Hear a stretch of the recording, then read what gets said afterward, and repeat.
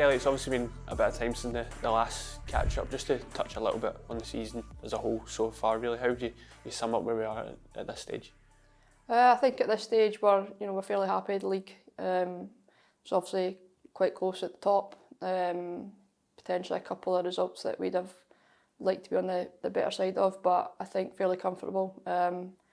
Big opportunity on Sunday to get ourselves into the League Cup final for the first time in a few years, and obviously the Scottish Cup still in the fairly early stages, but a few big wins in there for us, which I think has been huge, especially in the more recent games against Hibs. These are results that we didn't get last season, so I think as a group we're fairly happy. There's still a long way to go, and we'll take the next game as it comes and see where we end up. We obviously entered the new year with a new manager, seen Grant replace Elena. We're a few weeks into that now. How would you assess that period so far? I think it's been as smooth as it can be. Changing manager is uncomfortable. You never know what it's going to do to the group. It can be really unsettling. It's a difficult time for everyone involved. Whilst it's 11v11 on the pitch, every manager's got different areas that they place focus on.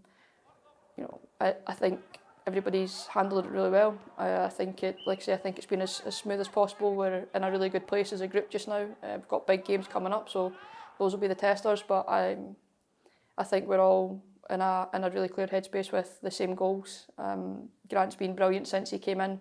Obviously, we found out just before Christmas that Elena was leaving, which, whilst it's unsettling because you go on the break, it's almost good timing because you've not got that period of no manager and no idea what's happening. I think the way that it was handled and Elena being announced and Grant being announced and coming in the same day was really quite settling for the girls, because when Fran left and that you had that sort of winter period and nobody really knew what to expect, and we didn't know what we were coming back to and how long it was going to take and stuff. It was a bit difficult. So the transition's been really smooth. Like I say, not too many changes. Grant openly admitted that he didn't come into something that was broken, and he's just trying to make his mark with little bits here and there to begin with, so that there's nothing drastic that we need to deal with as a group. He's maybe not someone you've worked with, but you'll be somebody you're familiar with through women's football, and there are a few players in the squad who have worked with him before.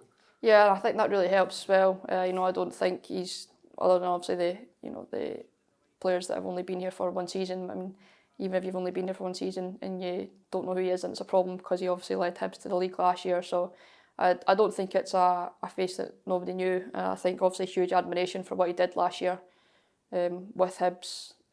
Huge admiration for the way that he wants his teams to play, and I think he's really suited for us. So when it got announced, like I say, I was happy because it was really settling.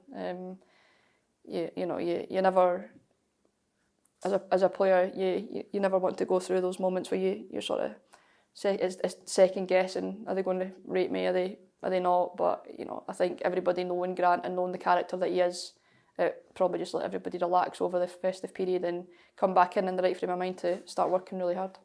Yeah, we spoke about it a bit at the start of the season, just sort of how big an impact has the setup here at Barrowfield had in helping little things like preparation. Honestly, I think Barrowfield's the best thing ever. I think coming into work here is a joy every day. The professionalism, the answer to all your questions is within this facility, and I really think it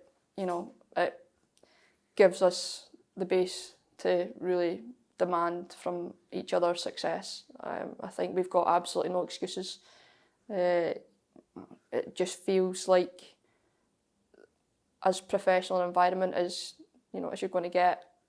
I think there'll be men's teams in the country that don't even have anything like this. It's unbelievable, and I do think even on those days where you're tired, turning up to a facility like this, there's just something about it. You don't feel so tired when you get here, and it's bright and it's new and it still kind of feels just out the box. And I think all the girls are just so appreciative of it. The gym's brilliant, the dome's brilliant. We don't have to train outside in terrible weather so often anymore. So we're maybe getting a bit soft to the rain batterings, but it just gives you that option. If there's a session where you really need to focus on the nitty gritty of the tactics, then you can go inside and away from the elements, and it lets you fully focus without trying to shield from the wind or chase footballs or pick up falling down mannequins. So the entire facility I don't think I'll ever get tired of. It's just such a privilege to be able to turn up to somewhere like this every morning for work. You've obviously seen that progress through the years with Celtic. How much do sort of appointments like Stuart Maguire and Paul Brownlie help in continuing to lay those foundations? I think it's brilliant having guys that are so invested in the development of women's football. They're going to, push the people that are already here and the people that will come in. They'll continue to push for the best for women's football. I think they're real assets for us. We're really proud of the academy at Celtic, and having Paul come back and really take that to the next level again is massive for us. We want to develop all the best talent in Scotland, and then we want to be able to retain them. And I think having Paul lead the academy and play his part in developing that talent, and having someone like Stuart playing his part in pushing everyone, but especially the first team forward, in order to try and once we do develop people, try and keep them here. Like we said, we've got all the facilities. We want to compete. We want to be in the Champions League. So if we get the academy flourishing young talent, and we have the right setup at the top, and we continue to push and we continue to try and lead the way, then there's no reason that we can't be where every child in Scotland wants to be. Looking towards Sunday, we've got Rangers in the Sky Sports Cup semi-final. How much is everyone looking forward to that one?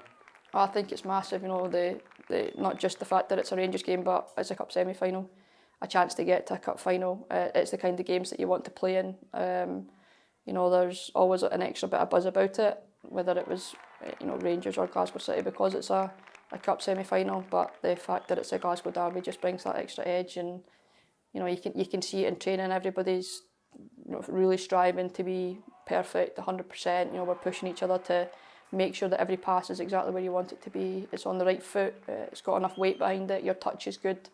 So a huge opportunity. We want to be in the cup final, and we felt in the last game at Ibrox we were maybe a little bit unfortunate. We put in a good performance, especially in the first half. So we'll hope to go one better on Sunday and get ourselves into the final. That obviously kickstart a really busy month as well with some big games. Do you think that can really help build momentum with a result on Sunday? Yeah, it would be huge. I think the Hibs results recently have probably, or have hopefully, started that little bit of momentum. I think in these big games it is all about feelings and stuff. It's two really good teams trying to take on each other. It's really just who plays better on the day. And I think having had a couple of big wins where we've had to play some decent football but really fight and be together and keep the ball at the net is huge. And we'll look to take it into the game on Sunday again, and we'll look to keep going with it. I don't think enough emphasis is placed on momentum in football, and if we can keep going in the right direction, then it's a great setup for the month ahead, where we've got multiple difficult games.